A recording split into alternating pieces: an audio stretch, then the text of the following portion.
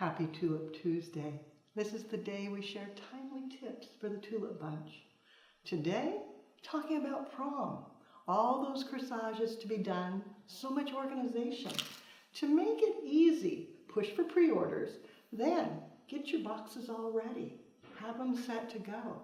If you need to make a bow, go ahead and make that bow. Don't wait until the last minute. Create the bow, wire it off, then taking everything that you plan to use for that person and setting it in the box. Maybe they're doing a cuff. Maybe they've got a little butterfly that they want on that. Set it all together, add the order, and then put it aside. Do that for everything.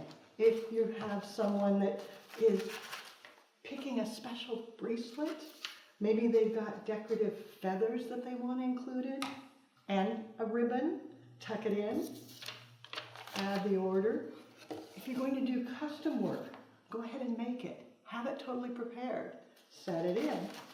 I even go so far as to go ahead and add the branding on the outside. Make sure your label will show on each item. Then when it's time for prom, all you need to do is go in and assemble. So much easier.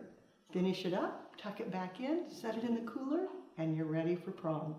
Now you know how the pros do it.